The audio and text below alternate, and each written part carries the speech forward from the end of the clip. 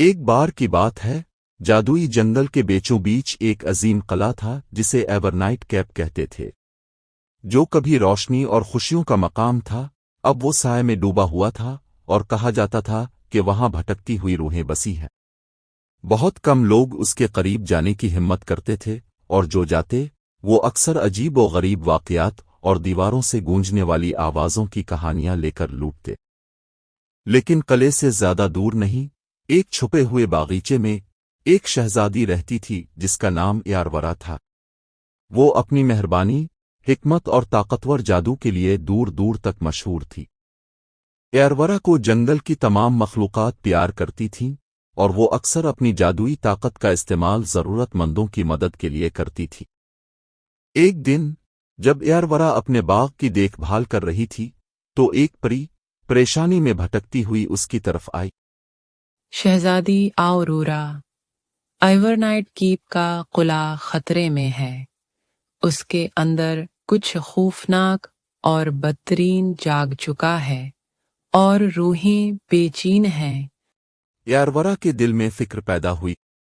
اس نے ایورنائٹ کیپ کی کہانیاں سن رکھی تھیں، لیکن وہ ہمیشہ یقین رکھتی تھی کہ اس قلعے میں کچھ اور بھی پوشیدہ ہے۔ ایک مضبوط ارادے کے ساتھ اس نے فیصلہ کیا کہ وقت آ گیا ہے کہ وہ سچائی کو سامنے لائے اور اس پراسرار قلعے میں امن لائے۔ یارورا نے اپنے پیارے دوستوں کو اس پراسرار مشن میں شامل ہونے کے لیے بلایا۔ میں نے تم دونوں کو اس لیے بلایا ہے، قلعے کے اندر سے خوفناک آوازیں سنائی دے رہی ہیں۔ جادوگر کی قید میں روحیں سخت مشکل میں ہیں۔ ہمیں روحوں کو جادوگر سے آزادی دلانا ہوگی اور قلعے میں امن قائم کرنا ہے۔ شہزادی، ہم اس نیک کام میں آپ کے ساتھ ہیں۔ شہزادی، نئے کام میں پوچھ گچھ کیسی؟ وہ سب مل کر جنگل سے گزرے۔ قلعے کی راہ میں ہر قدم کے ساتھ راستہ تاریک اور پیچیدہ ہوتا جا رہا تھا۔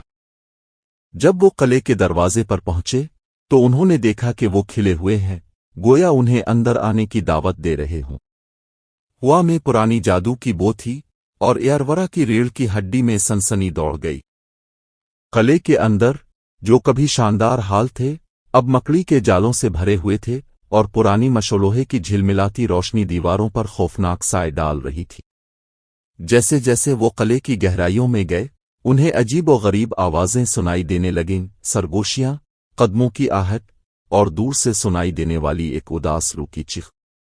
اچانک ان کے ارد گرد کی دیواریں جھلملا اٹھیں، اور ان کے سامنے ایک بھوتنی کا سایہ نمودار ہوا۔ وہ ایک نوجوان عورت تھی، اس کا چہرہ سفید اور اس کی آنکھیں غم سے بھری ہوئی تھیں۔ تم کون ہو؟ قلعے میں کیوں بٹے کرے ہو؟ بھوتنی نے آہ بھری، اس کی شکل ہوا میں موم بتی کی روشنی کی مانند چمکیلی ہو گئی۔ میں لیڈی ایولینا ہوں، کبھی اس قلعے کی مالکن تھی۔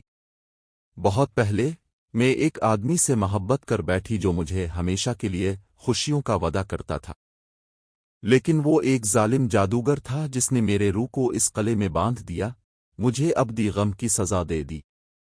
کیا اس جادو کو توڑنے کا کوئی طریقہ ہے؟ طریقہ ہے۔ قلعے کے سب سے گہرے کمرے میں ایک کرسٹل میں بند جادوگر کا دل چھپا ہوا ہے، اسے تباہ کرو اور جادو ختم ہو جائے گی۔ یارورا نے سر ہلایا، مدد کرنے کا ارادہ کر لیا۔ شفیق لومڑی کی رہنمائی میں انہوں نے قلعے کے پیچیدہ راہداریوں کو عبور کیا، جادوگر کے بچھائے ہوئے جالوں اور دھوکہ دہی سے بچتے ہوئے۔ شفیق لومڑی کی تیز حس نے انہیں چھپے ہوئے کمرے تک پہنچا دیا۔ کمرے کے درمیان ایک ستون پر کرسٹل رکھا ہوا تھا جس میں جادوگر کا دل بند تھا، لیکن جیسے ہی یارورا نے اسے چھونے کی کوشش کی، ہوا ٹھنڈی ہو گئی اور جادوگر کی آواز کمرے میں گونجنے لگی۔ تم میری مخالفت کی جرت کیسے کر سکتی ہو شہزادی؟ تم بھی ان بھٹکی ہوئی روحوں میں شامل ہو جاؤ گی جو یہاں پر ہیں۔ ایک آخری طاقتور منتر کے ساتھ یارورا نے کرسٹل کو توڑ دیا، اور کمرے میں ایک ہوا کا جھونکا آیا جس کے ساتھ ہی جادوگر کی آخری چیخ بھی گونجی جب اس کی طاقت کو ہمیشہ کے لیے ختم کر دیا گیا۔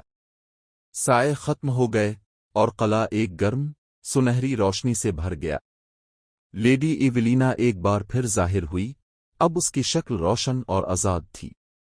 شکریہ شہزادی آرورا، تم نے مجھے اور اس قلعے کی روحوں کو آزاد کیا ہے۔